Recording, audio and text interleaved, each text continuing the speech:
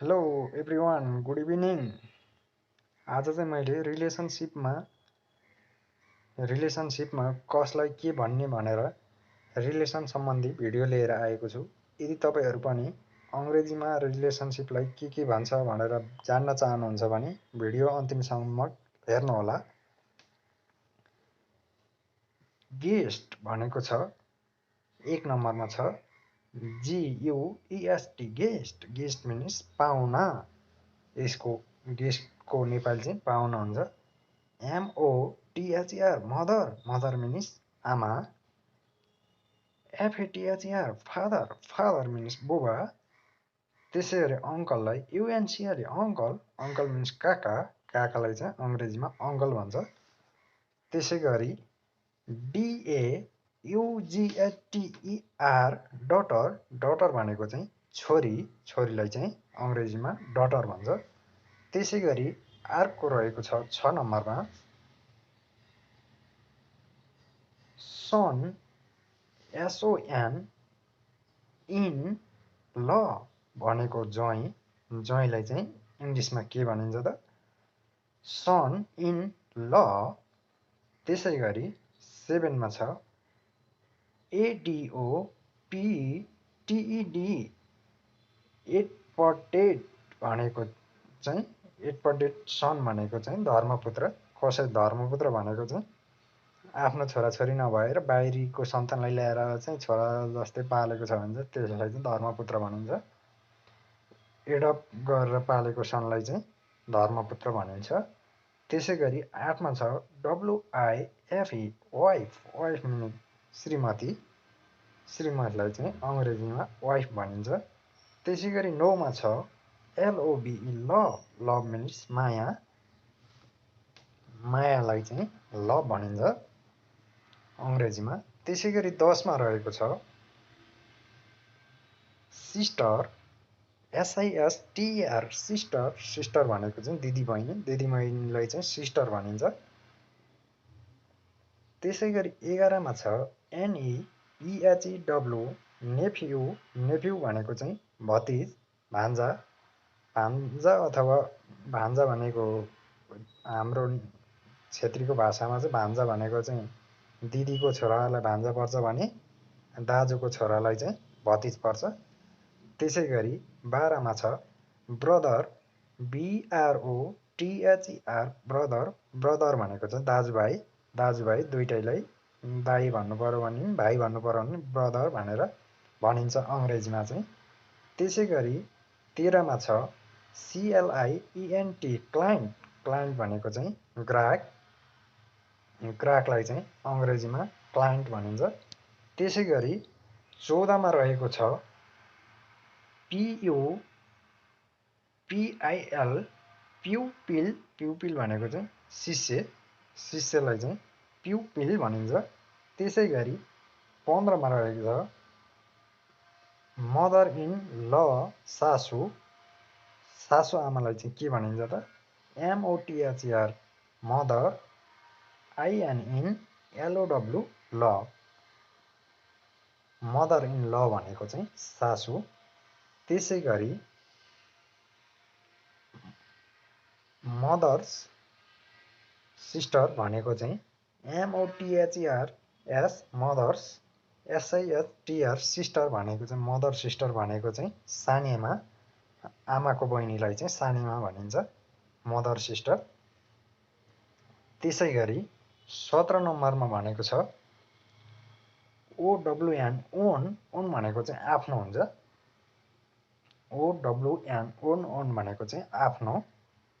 त्यसै गरी तपाईँहरूलाई सजिलो होस् भनेर चाहिँ मैले अङ्ग्रेजी अक्षरमा अनि अङ्ग्रेजी वाक्य त्यसपछि नेपाली सबै मिलाएर ल्याएको छु। भिडियो कस्तो लाग्छ हेरेर प्रतिक्रिया दिनुहोला।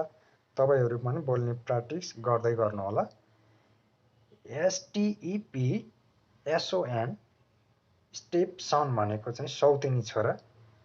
सौतेनी छोरालाई चाहिँ स्टेप सन भनिन्छ। त्यसै गरी STEP स्टेप SISTER सिस्टर भनेको चाहिँ सौतेनी दिदीबहिनी। सौतेनी भनेको चाहिँ थाहा नै होला। बुबाको दुईटा श्रीमती छ भने चाहिँ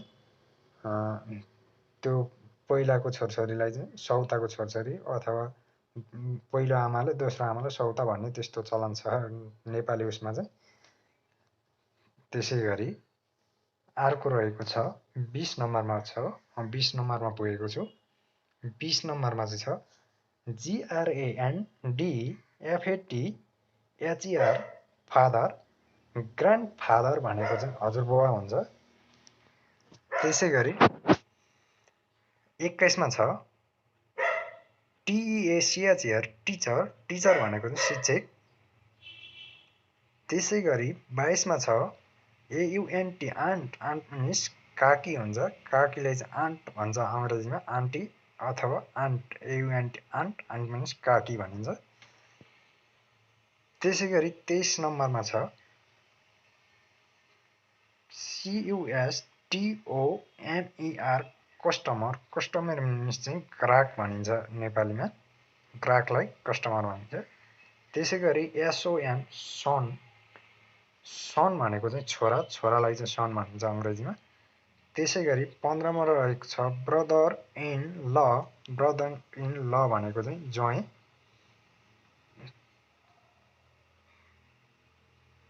त्यसै गरी 26 मा रहेको छ ADOPTD DAUGHTR एडोप्टेड, एडोप्टेड भनेको चाहिँ यो धर्मपुत्र, छोराछोरीलाई चाहिँ धर्मपुत्री भनिन्छ। एडोप्टेड डटर भनेको चाहिँ छोरी, धर्मपुत्रीलाई चाहिँ। त्यसै गरी हजब्यान्ड HUSBAND हजब्यान्ड, हजब्यान्ड भनेको चाहिँ श्रीमान, श्रीमानलाई चाहिँ अङ्ग्रेजीमा हजब्यान्ड भनिन्छ। त्यसै गरी 28 नम्बरमा रहेको छ DAUGHTER डटर, INNLAW ल भनेको चाहिँ डटर इन ल भनेको चाहिँ बुहारी। त्यसै गरी NIECE निस, निस भनेको चाहिँ भतिजी। त्यसै गरी 30 मा छ LOVER लभर, लभर भनेको चाहिँ प्रेमी। तपाईहरु भिडियो हेर्ने पनि कतिको प्रेम प्रेमिका होला, भिडियो सेयर गर्नु होला आफ्नो प्रेमिकालाई चाहिँ भिडियो सेयर गरेर। त्यसै गरी 31 नम्बरमा रहेको छ PATIENT पेसेन्ट, पेसेन्ट भनेको चाहिँ बिरामी, बिरामीलाई चाहिँ पेसेन्ट भनिन्छ। त्यसै गरी 32 मा रहेको छ RELATION रिलेसन, रिलेसन भनेको चाहिँ सम्बन्ध। त्यसै गरी 33 मा रहेको छ FATHER फादर इन LAW ल भनेको चाहिँ ससुरा। त्यसै गरी 34 मा रहेको छ FRIEND फ्रेन्ड, फ्रेन्ड भनेको चाहिँ साथी। त्यसै गरी 35 मा रहेको छ SISTER सिस्टर, INNLAW ल भनेको चाहिँ साली। त्यसै गरी 36 मा रहेको छ STEP फादर, स्टेप फादर भनेको चाहिँ सौतेनी बाबा। त्यसै गरी स्टेप मदर भनेको चाहिँ सौतेनी आमा। त्यसै गरी स्टेप ब्रदर भनेको चाहिँ सौतेनी भाइ। त्यसै गरी 39 मा रहेको छ ग्रान्ड मदर भनेको चाहिँ हजुरआमा। रिलेसन सम्बन्धी आजको प्रश्न यति नै रहेको छ। तपाईहरुले कस्तो लाग्यो भिडियो लास्टसम्म हेर्नु भएकोमा धेरै धेरै धन्यवाद। र तपाईहरु पनि अंग्रेजी सिक्न चाहनुहुन्छ भने हाम्रो युट्युब च्यानल इजी टिप्सलाई फलो गर्दै गर्नुहोला। हामी केही नयाँ भिडियो ल्याउने कोसिस गर्ने नै छौं। आजको लागि भने चाहिँ बाइ बाइ भन्न चाहे, मैले बिदा लिन चाहे। धन्यवाद लास्टसम्म हेर्नु भएकोमा।